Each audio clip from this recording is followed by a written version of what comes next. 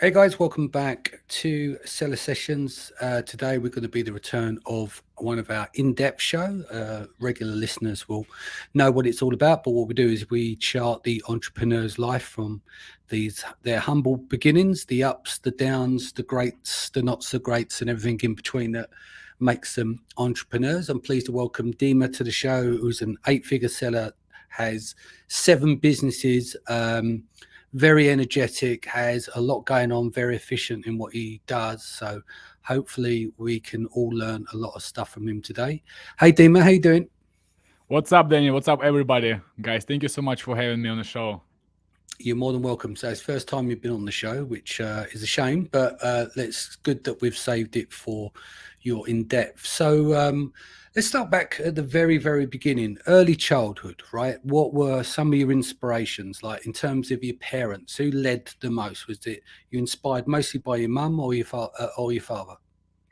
Yeah, I think it's both. It's difficult to pick just one, It's and like picking your favorite child. Yeah, I understand. Go on. yeah, correct.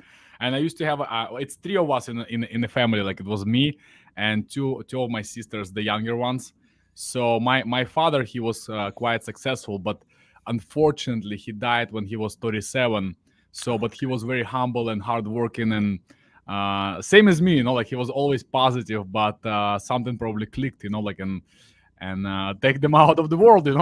So I know it's not that positive. Like but I'm just saying I think this is what was one of the biggest shifts in my life when I was just 11, and since we was a rich family, and then we become absolutely poor. Mm.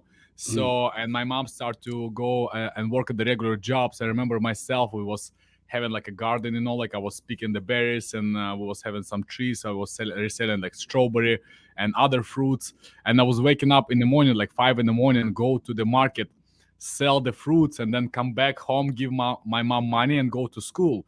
And that was almost every day for me, like so that's how I learned to be disciplined and count money, and picking the right spots at the market, so making sure I'm gaining the money faster, than anybody else, And I was So I was 11, at 12, so I was competing with adults, so it's completely different game. yeah, yeah.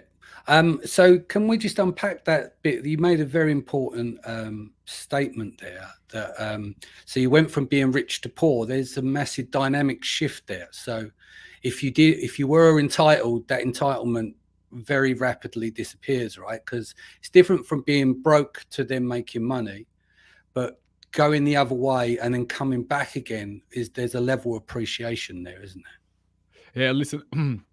I spoke with my mom many times, about how she was able to handle all of this. It was crazy, and it was 90s, like in Ukraine, and it was like absolutely nuts. Like that days was really difficult for everybody.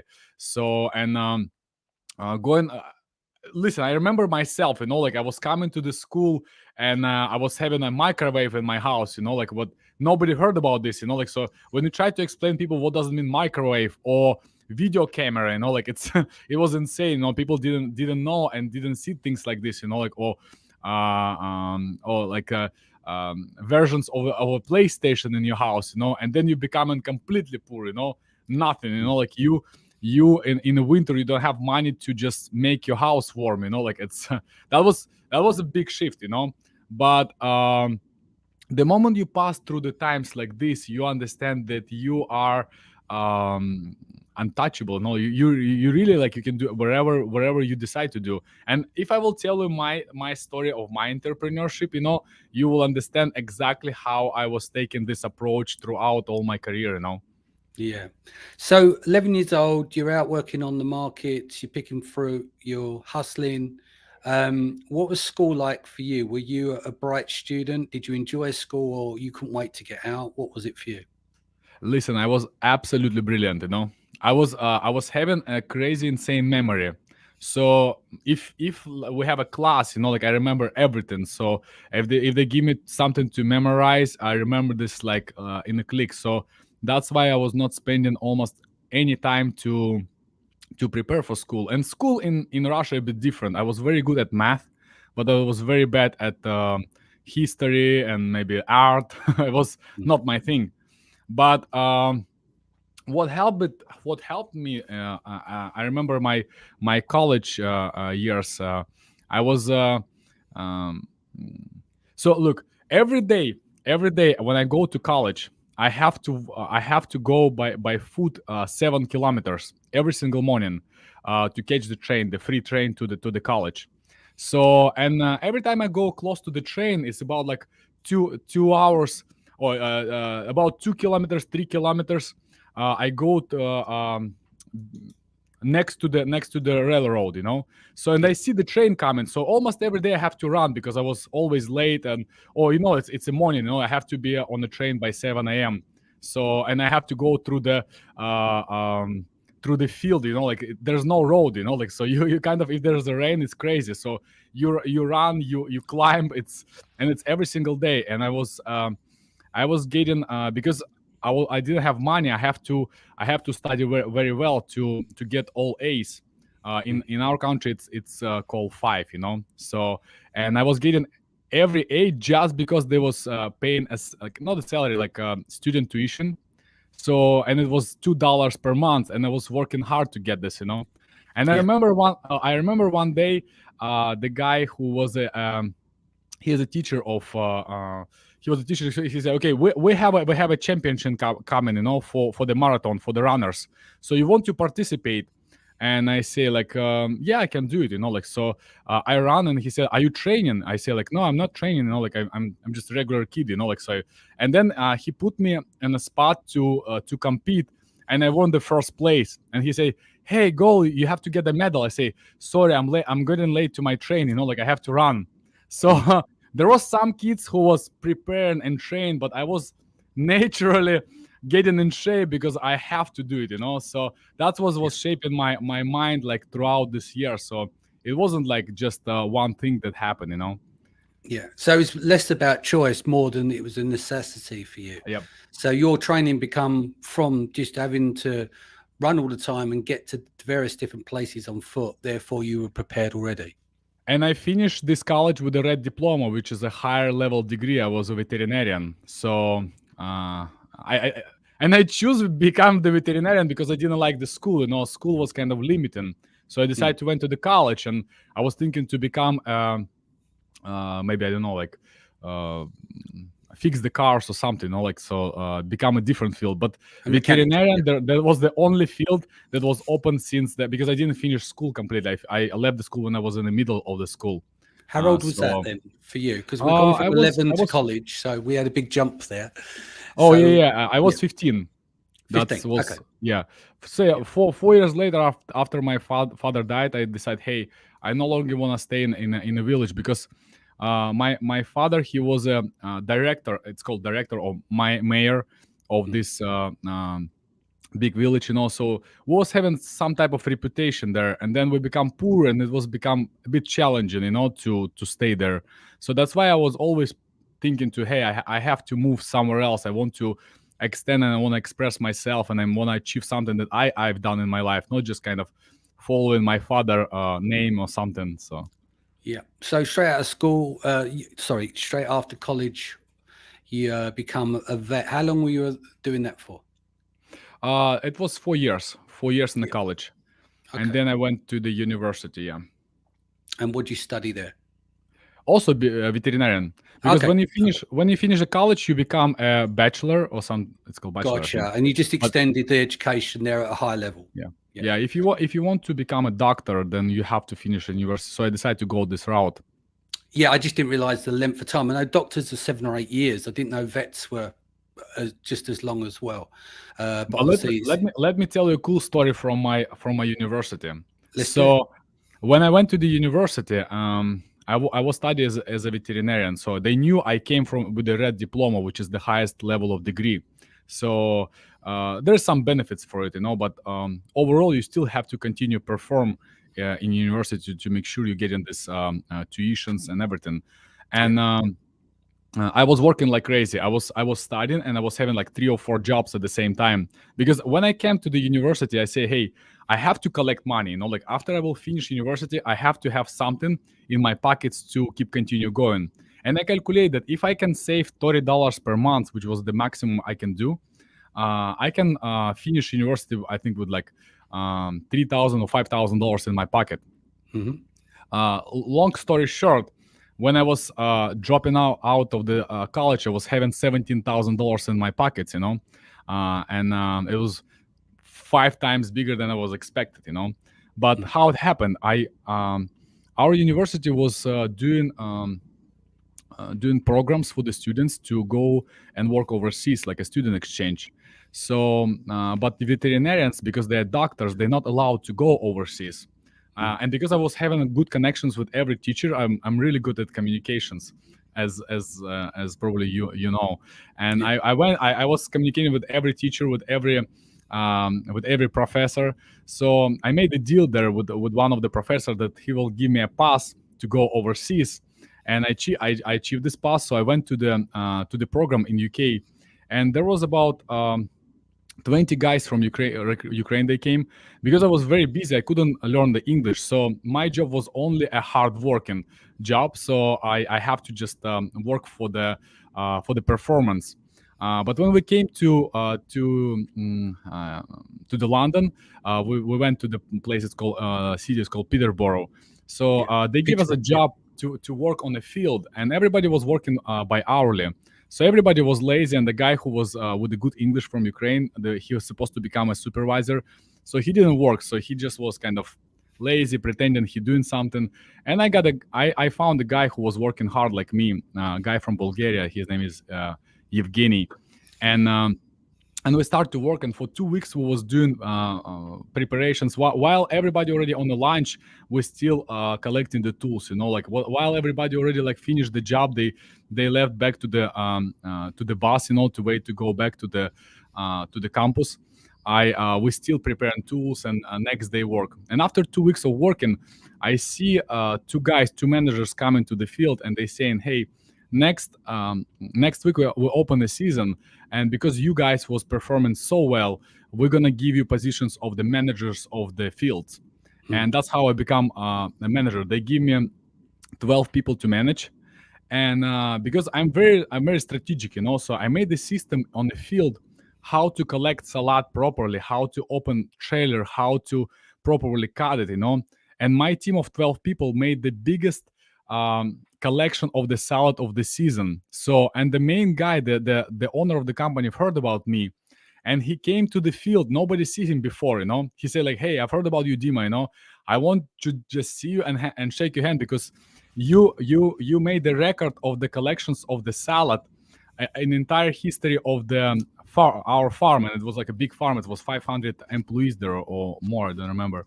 So, and because of that, I'm giving you a raise." I called to the agency that was giving you a visa. You're supposed to leave. I extend your visa by 3 months, and now I'm giving you not 12 people. I'm giving you 40 people to manage. And now you're gonna work with the European Union people, not just with the students. So that's how I was progressing in UK, and that's these couple of things that happened to my life. Like the progress. I realized, hey, I think I can do more than just become a veterinarian. I can change things. I can impact. I can take a control of my life, not just following the path of becoming a veterinarian. Because before my idea was simple: just finish the university, find a job, buy the car, maybe a house, and then simply like live a normal life. But then I realized, hey, after I see this success, and it wasn't like a huge, but in my mind it was building like a seed, it was growing like a tree. And then I realized, hey, the world is much bigger than I was thinking. And then I start step by step improve my life, improve my vision. I came back from United Kingdom. I start to buy books for success. I remember my first book, Napoleon Hill. Yeah, it was a crazy good book, Think or Grow Rich. Think and Grow Rich. Is that the one that you were talking about? Yeah, exactly. Yeah. So we've got through to those stages there. Obviously, the boss at the place who invested in you, give you a pay rise, got an extra additional visa term on the visa. What happened? Listen, you obviously left, didn't you, at some point? Or do you want to have 7 businesses? Listen, I can tell you even more. Look, I was so hardworking. Imagine I'm a supervisor. I have 40 people, I'm working great. I have a great salary, but it was not enough for me, like I went to the store. I purchased a haircut machine. And on Saturday and Sunday, I opened a barber shop in my campus to cut people, and everybody was having the same haircut because this is what only I knew how to do it, That's cut, like I even have a videotape when I'm going to the kitchen, recording the video of my team, and they saying, "Hey, boss, look, we have all same haircuts," and they really have all the same haircuts because I was cutting these guys, So I was completely insanely hardworking, and like I was never stop, like it was nothing that like, hey, I have a salary, it's good, let's have a beer. That was not about me. So people, I at some point I was connecting to people so well, but at some point I was also a disconnecting because there was not that easy to connect with everybody who was trying to like take me to the party or things like this, So unfortunately I didn't learn how to party well, but now I'm getting like probably You're better getting at used this, to it. Yeah. Excellent. So where did it go from there? So what happened? How did that terminate in the end? Like you said, you'd already succeeded in that job. You started the barbers on the weekend. Where did it go from there in terms of moving on from that position? Okay, so after that, I came back to Ukraine because it was a student exchange program. There was an end of the visa, or how long I can extend this, and then I met a beautiful woman. She was very successful, and I was hardworking as well. So it was my first wife, and then she was have a kid. We spent together, I think, 3 or 4 years, and unfortunately, we were separated because she was very business oriented, and me as well, So it was very difficult for us to. One of us was supposed to settle, or we couldn't find the way to work together. Find the medium ground between the two in a relationship because you both want to do business, right? But yeah, it didn't. The family dynamic with children, is that where you it got tricky? Look, I think it was completely my fault because I was not ready. I was not grow enough to treat this beautiful woman, successful woman as much as I supposed to. I didn't know like how correctly connect when she was already successful. I was trying to get to her level, but every time I was feeling that I'm kind of spinning the wheels. And then I decided, hey, we have to separate. Everything was awesome. We didn't have any arguments or something. Just at some point I realized I think I cannot take it anymore, like, so I just, believe me or not, she was like saying, "You're crazy." So I called her on a weekend saying, "Hey, you know what?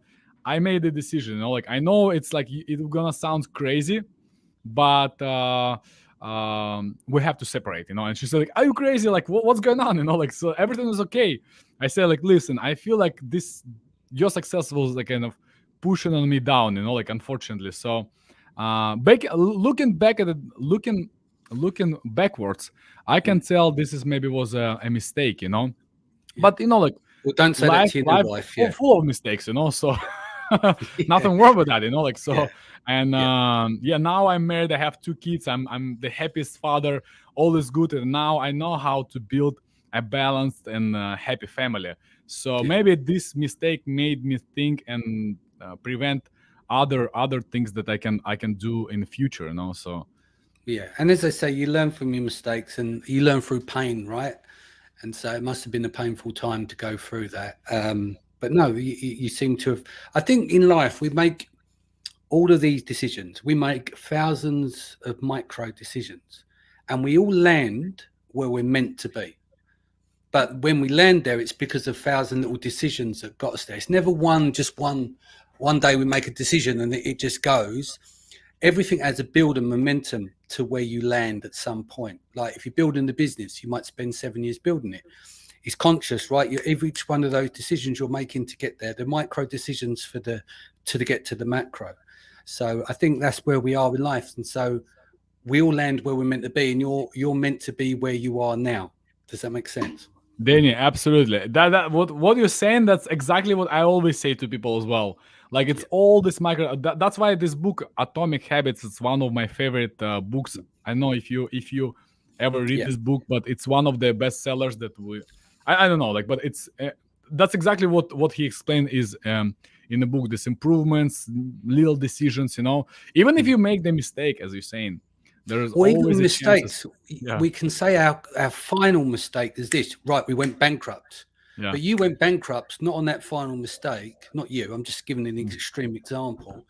You go bankrupt is because you made thousands of little mistakes leading up to that bankruptcy. Does it Exactly. make sense? So we land No, where we're meant to land. I agree with you. I agree with you completely. And I've also been bankrupt, so no worries. I'm There I'm you go. I'm But taking you're back. I'm taking You're it back. easy, So. But you're back again. There you go. And that's what makes entrepreneurs. It's that grit. That's what the 3% does. That the other 97% may not be willing to take, or because they're risk averse, because they're scared or whatever. But you leap into the unknown, and then you pull your feet from the fire, and you find out one way or another, don't you? Listen, that's where we get to the most interesting part. Come on, in. The, Let's do it. Let's my, do it. my entrepreneur history. So Yeah. I just told you like a couple simple things when I was kind of trying and doing some improvements in my mindset and but then like I met my wife Lena, and then we decided to move to United States. I remember that day, like one of my friends, I come to him and I ask him, hey, listen, you've been in America, how's that? He said like, it's a great country, like it's just full of opportunities. And I say like, hey, I want Lena, my wife, to go there for like student exchange, and maybe she will like find like a cool job, she will come back, and we're gonna buy like some okay, there was a plan what to do with the money, but anyway, he said like, Dima, I know you. If you go, you have to go to United States, because if you go there, believe me, it's gonna just unleash so much power in your mind, because United States is built for entrepreneurs like you, like it completely fit your nature. So okay, let's try it. And yeah, in 2010 we moved to United States. And so Yeah. where did you get to? You got 2010. Is that the first business outside the barbershop? With respect, that is a business, but that was a weekend business. That was a weekend gig. That was a side gig, wasn't it? Look, So what was your it, first business, your full-time business? I can tell you my first business, but let me tell you this story. So Go on. we Yeah. land to United States. We have no job. We have $450 for both of us in cash, nothing else. Like we don't speak English. Even I've been in UK, I completely forgot, because it was almost like 6 years apart, and I barely speak. So we find a job in this kiosks in the malls. I don't know, maybe you don't have them in London, but in the United States we have like a kiosks where you like, it's called Dead Sea Salt, some nail stuff. I don't know if you ever see that. The concept, it's simple. You stop a client, you show him how the Dead Sea Salt works on his hands. He like rub his hands, and then you try to sell and upsell him these products at like higher price point. There's a system of how to communicate on the marketing level to make sure person buying more, and this job was paying only the commission. There's no salary. So you have to sell first to earn any money. And how are you gonna sell if you don't know any English? Like, how are you gonna convince someone to buy overpriced salt right now at the spot when you don't speak? So I went to my boss and I say, like we really need to make it work. Write down for me a script from the beginning to the end, what I have to say. So he wrote down for me 1 page of the script. The script looks like this. I stop someone. I'm reading the script. I'm speaking the script. If someone asks me a question, I don't understand anything. I start from the beginning, just to make sure he understands what I'm saying. And until I sell. So we started in mid of July. By August, I was #1 seller across all the locations. And then in this month and a half, I flattened my shoes 3 times because I was walking around the kiosk so much. It was crazy.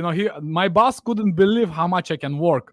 So that was the beginning. I would say that's a beginning of the entrepreneurship, and one of the reasons why I realized the education and the coaches and the trainers are so important, because there was a girl. She came at the end of July to the kiosk. So my boss hired her like a trainer. How to? She was supposed to improve your knowledge on how to sell products, how to do upsells.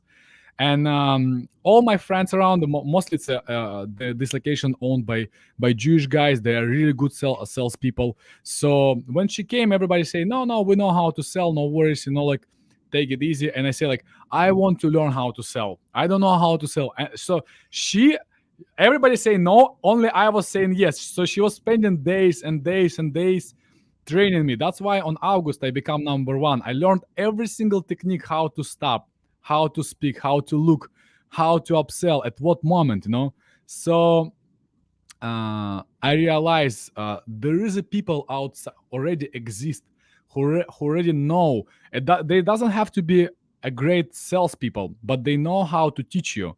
And if you take this approach correctly and apply in your business, in your systems, in your wherever life, you may become a way more successful than people around you.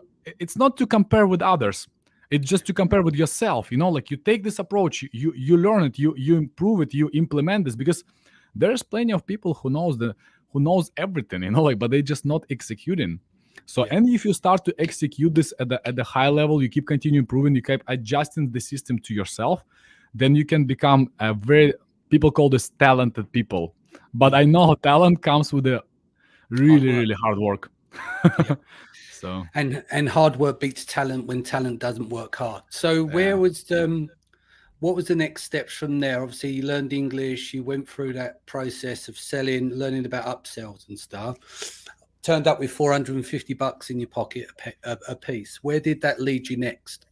Yeah, I will tell you two more stories, okay? So Let's do it. I love to tell stories. So if you guys tired of my stories, tell me, and I will be more like specific, okay? Don't worry, I'll block them. I'm joking. No, go on. Yeah, tell us the story. That's what they're here for. Yeah. Yeah. That was in San Diego. So we was living in a beautiful area. It's called La Jolla, and then we decide, hey, working at someone else's kiosk, there's no future. It's a really hard work. Always you have to humble for the money. Like anyway, I was appreciated to my boss, but I decided to move on, and we moved to Key West. Key West, it's like a village, like a roosters, no roads, lots of I see there's people commenting. Hi Simona, hi Andre. It was nice to see them at Prosper. Yeah. Oh, okay. So I moved to Key West, and I decided to become a pedicab driver. Pedicab, it's a bicycles for tourists. So, and that's where everything started. Actually, it's not started when I opened e-commerce business. I will tell you the story. You will understand what I mean. So, with this pedicab, I was pedaling every single day. I was crazy. So, if average pedicab driver makes about $120, $150 a day, maybe nowadays it's a bit more, because prices changed, whatever. But back in the days, it was like simple something like this. I was making between $600 to $800 a day. And how I achieved that? Because majority of the pedicab drivers, I saw the pattern. They take people from point A to point B. They charge for the distance, and that's basically it. So my idea was this: I have to find a client who like to explore the little Key West with every interesting points that I come up with. Like even go to the cemetery, like go to like some unique tree or a light point or whatever. So, and that's how I was taking them to the trips, and each client was paying me between $200 to $300 because I was doing him this personal guide. And that's how I become this kind of crazy making money on the pedicabs. And one day I met a guy. He was crazy. He was smoking weed all day. He was so much fun. He was absolutely nuts. He looks so relaxed and so happy. While don't take me wrong, but pedicab, it's a hard job, and nowadays you can see pedicabs, they all electric powered. Before it was all leg powered, and I used to have the most beautiful legs and ass in like few months. because you have Yeah. to paddle all day long, like 8 hours per day, if you want to make money. So, and then I met this guy. He was a Vietnamese. His name is Kong. I remember. I asked him like, man, what do you do in your life? Just just explain me. Like, show me the path. I'm a smart guy. I will figure out the rest. Just explain me what you're doing.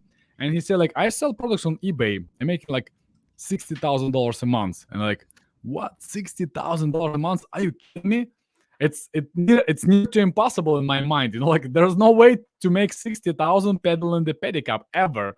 Even if I take groups and I connect 7 pedicabs behind me. So and yeah, we connected. He was cool, awesome. This guy paid me $850 in 2 days for the tour. Like so. But at the same time, he told me, listen, come to my house. I live in Tampa. I will teach you what I'm doing. I will show you everything that I do, and then you will take from there. And I remember me and my friend Vladimir, we rent the car. I still remember Kia Soul. I will never drive this car again in my life. The Kia Soul, it was the smallest car in my life with the small seats, and I was driving for almost 12 hours. I almost killed my back, so it was crazy, especially after hard working day. And he was showing for 3 days, he was showing us how eBay organized. He used to sell bolts for the tires and all accessories for the Porsches and Fords and other car companies. I don't remember already. But it's opened my mind, like hey, e-commerce is amazing opportunity. You have such a small warehouse and you can resell, you can remake, But because of the lack of the knowledge, I decided to go in dropshipping model. Oh, you know what? How much time we have? Because I have one cool story, but yes, you can fill as many stories in the next 30 minutes as you like. Yeah, that's what we're here for. Look, no. Here's the thing. I can give you a long story, the full story, or I can get you a short version which is like the most changing points of my career being, like so. And then you can learn, guys, as well, what it takes to become, I would say, successful. Yeah. Okay, so I will tell you like a mid story, okay, not the longest version, okay. So I came back. I'm explaining to my wife, listen, we have to try to do e-commerce. We don't have money, and we didn't have much money, So there was a small gap in my life. I don't want to go into the details that left me almost with no money. So I remember we were starting again, and my wife asked me, what do you want for the birthday? My birthday is July 29. I say, listen, buy from me this pet product on Alibaba. I want to resell it. I was crazy. She's like, she already get used to it, Before she was like, hey, you have to be more like a human, like and enjoy things. I say like, listen, I just want to continue going, because when we was living in Key West, beside of doing pedicab, I was going every my day off. I was renting a van, driving to Miami, buying scooters, bring them here to because I was filled 2 scooters in a van, bring them to Key West, resell them, And then there was lots of small things that I was doing beside of just this lucky moment that I met this. As you're saying, this guy Kong didn't come up like this, There was plenty of guys that I was talking with, It was just because people thinking they have to wait for this lucky lottery winner ticket, like in the face of someone who will change their life. No, I was working so hard, meeting so many people, talking to so many guys, and then this guy, I took the opportunity. So that's what changed it, So we start to do a drop shipping we was finding products on Amazon. We was reselling this on eBay. We hired about 40 people because I can say I'm a lazy person, I'm hardworking, but at the same moment, I'm a lazy. You don't want to do wasteful tasks if you know you can do them more efficiently. Yeah. Yeah, I'm not the guy who will fill up the Excel spreadsheets or I don't know, like do some other boring routine stuff. If the moment I spot routine, I hire someone who can do it for a better, more efficient pricing than I am, And then I delegate. So every time I hire coaches to teach me about business, they always tell me, Dima, you have one great talent. You delegating like crazy, which is majority of the entrepreneurs. And every time when I do consulting, I see a lot of entrepreneurs they're so tight, they're so afraid of their business. I'm not saying all of them, but there's a lot of people, they need to unleash the power of delegation. They will go. Every time I go to my warehouse, I have lots of employees there, and I talk to my manager. I say like, hey, Andre, you are doing great, but listen, you performing like crazy. That's why you are a manager.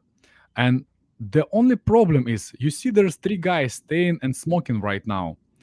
If you will make them perform better, they will do 100x more than you, because you just need to focus on delegation. I am okay if you go every single day around the warehouse and just drink a coffee and tell people what to do. That's your job. And that's exactly what I learned in UK when I was in the field. I was having a very, very good manager who was teaching me these ideas of management and how to perform better. That's why I was performing so well. So anyway, long story short, we start to resell on eBay. We come up with the idea, hey, everybody doing drop shipping, how we can be different, what we can make completely outstanding. And I realized, okay, let's say iPhone case, yeah? How much cost iPhone case? $17, $20. So vary, if it's original, it's like $40. Everybody knows the price, yeah? So, but if we're talking about this shelf, how much it may cost? It may cost $150. It may cost $450. It may cost $800. You cannot estimate the price of this unit. Same as, I will give you a great example. One of our best-selling and most making money products was fountain for garden fountain. How much can cost garden fountain? From a cheap plastic one, $20 to $1,000, $2,000, depends on the quality and the build and stuff. Yeah. So that's what exactly we was focusing on. And also we found another competitive advantage. It's the seasonality. When you are a private label seller or whatever company owner, you cannot change your stock immediately because it takes production, preparation, down payments, cash flow management, warehousing, so on. But when you're a drop shipper, you can focus on a seasonal products like that. You just have a list and you can upgrade your store in one day. So we was focusing on seasonality and on products that people cannot estimate prices. Like I remember another good product was ATM machine for kids. How much can cost ATM machine for kids? Nobody knows. It can cost 40, 80, 120. It's all about what people evaluate the price. So if they see you good, perceived value. Yeah, exactly. You're right. So anyway, we was working, but years was progressing. Like I think we spent like first year we made $1.5 million with my wife. And then we realized the competition getting stronger. Before it was everything manual, but then people came with the technologies. They can just easily overnight swap entire your store and make the copy, make the price cheaper $1 and then win the algorithm. So we was trying to work, but it didn't work out for us. So we decided to start our private label with the Apple accessories, like a cables, chargers. I lost one small story that you have to know. Well, listen, I'll tell you what we're going to do. If you're up for it, can you squeeze out time tomorrow as well? We'll do until the top of the hour today, and we'll do part 2 tomorrow if you're available, and then we can do all the stories. Right now we have what 39 minutes, and you say we're going to be like 50? Yeah, I've got about 15, 20 minutes for now, and we can then come back and do part 2 tomorrow, because I'm sure the audience will enjoy it as well. I think, look, the main story of before everything start to become normal, I think I can finish in 15 minutes, but we can also continue tomorrow. Yeah, no, I can happy tell tomorrow about like my Amazon journey, like and how much. Let's do that then. Let's continue this story now, and then we'll dedicate tomorrow, come back, same time, go live, and we'll do it so it's not rushed, because I think it's really important to get everything out. You've got an incredible story, so let's make it work, yeah? Okay, guys, so I will tell you this story about, so after we did the drop shipping, I realized, hey, we have to make something something that we sell by ourselves, not the drop shipping. And because I was having like a lack of ideas, I decided to go not a very honest route. I decided to resell a fake products. So I remember I purchased about 10 pairs of headphones in China. It was Monster Beats headphones. So I purchased them in China, like, and I sent them here. I sent them to my friend. He tried to resell them. He couldn't. So I decided, okay, I'm gonna list them on my account. So I list them on my account, and like about 20 minutes later, I decided, hey, I'm gonna go and I'm gonna tweak the listing. So I tried to tweak the listing, and I see everything is sold. 10 pairs was sold. I made $2,000 in just 20 minutes. And like, oh wow, like I discovered a gold idea. So we start to sell. I remember it was like a mid of November. In November we made like $17,000. In December we made about like $35,000 or $40,000 profit. And since I never see such a big money in my life, such an easy coming money, me and my wife, we become crazy. We start to go to every restaurant. We start to buy purses and jewelries and everything. So and it was like a gold rush. But I will explain to you what does it mean. Like to be such ignorant. And then we was just continue doing this. That's why I know every single restaurant in the Fort Lauderdale. So and then I remember in January, I'm thinking, okay, there's a Chinese holidays coming, so I need to buy more inventory. I called to my friend in Ukraine and saying, hey, Vladimir, could you borrow me $10,000? He said, no problem, 4% interest per month, and you can have it. So I decided, like, listen, 4%, I'm making so much money. So I take $10,000, I take my another like $15,000 or $17,000. I'm making a big purchase, and customs caught me. So they seized the inventory because it was a replica. It was not a real one. Then it's like, oh fuck, So I called to my friend, to Vladimir, saying, Vladimir, sales going crazy. Could you borrow me another $10,000? He said, like, no problem, 4% per month, take it, So I take another $10,000. I kind of barely found another like 5,000 or 6,000. Buy another batch of just inventory. quickly. Sorry to butt in. Vladimir, 4% a month. Is this kind of gangsters lending you money here, or? That's exactly how people make money in Ukraine. No. But I just wondered if you had like the heavy mob. You're borrowing off a mob. Yeah. No, it was my good friend. But look, nobody borrow money in Ukraine at the cheaper interest rate. So there's no banks. Yes. Okay. Anyway, so I take this money, I buy another batch, so everything should be okay. But customs caught me again. So I'm like, I have no inventory. I'm owing $20,000 at 4% interest per month. I have upcoming bills, and then I drive in to pick up my wife. She was working as a model, so I go to the show, and they have a parking for $20. I say like, $20. I have no money, like so. I try to find a free parking, and I see the free parking spot. I try to jump to this parking spot, and a huge Range Rover was going on the left line, and he's smashing my car, like all driver's side, and my car is crashed. It's still working, but it's crashed. I was driving this car for almost 2 years, the damaged one. So there's no doors. I even replaced these doors myself. I bought them at the junkyard. I put the new doors to match the color. So and the next day we're getting next to my house. We're parking, and I see there's some people staying next to my house. I tell them to my wife, wait in the car. I will figure out what's going on there. I'm coming to my house, and there's a people. They saying like, are you Dimitri Kubrak? I say yes. They showing badges. They saying we're from the customs police. Open the doors. We have an order. So that was kind of almost an end of my story, like so. They open the doors. They searched the entire house, but because I have no inventory, I sold even broken pieces. So they searched my entire house. They said, hey, we don't have anything against you. I'm like, so, this is what they said.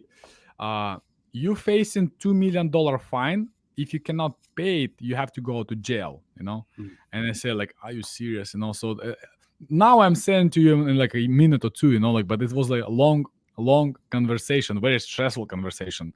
I can imagine. So, and then they tell me, hey, if you're gonna sign this paperwork that you kind of releasing, it's not yours, then we'll let you go, And if you're gonna see this shipments coming again, then you're in a big trouble. So because I didn't have any inventory, zero proof that I ever have it.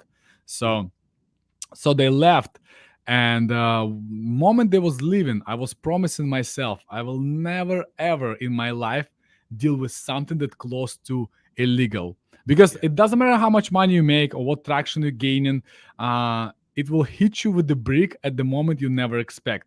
So and You always have to since pay then, your dues. exactly. There's no such thing as a free lunch, So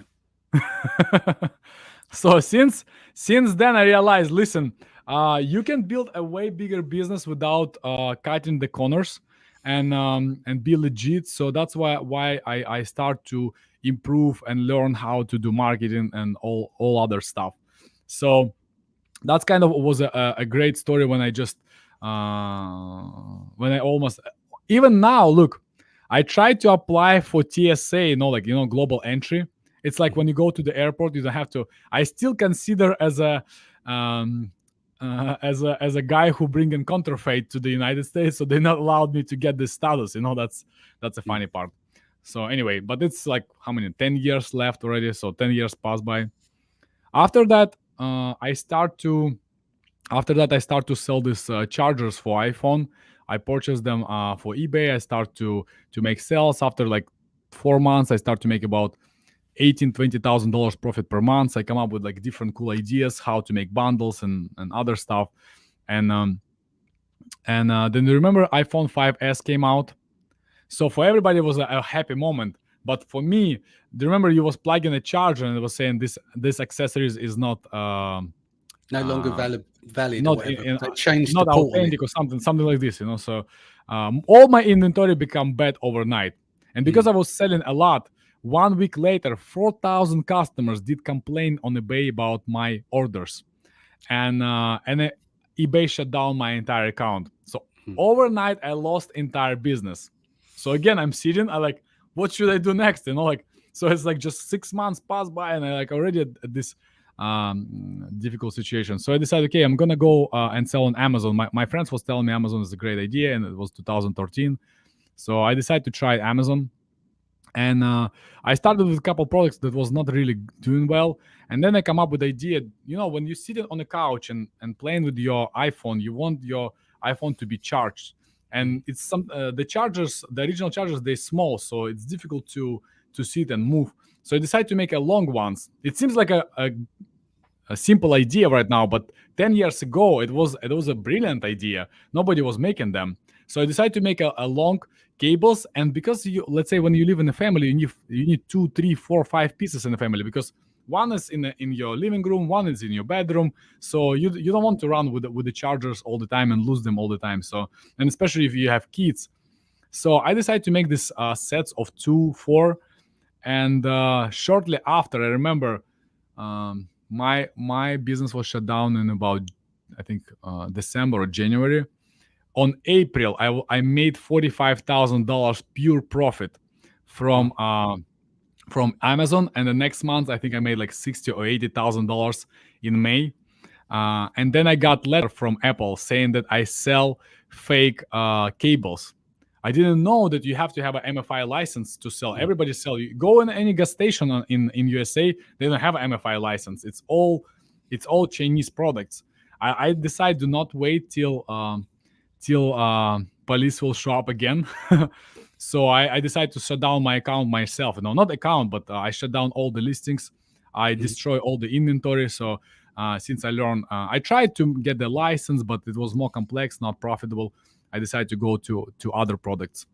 So I can continue going a couple more stories, but if you want, we'll carry on tomorrow. But if you want to do one more story now, and then tomorrow we'll do another hour, 30 minutes, or whatever it takes to finish everything off, because we can then get into your Amazon and we can track that really in depth all the way up to now. Because since Amazon, what you've got events, software company, you've got everything. Yeah, So we got. I can actually tell like how it went. Like I think tomorrow I can give you a really good stories about how. Because I've tried many different. My products I sell almost in every category on Amazon. So and I can tell you exactly how it happened. I can tell you the stories about partnerships and how to correctly pick them or avoid them.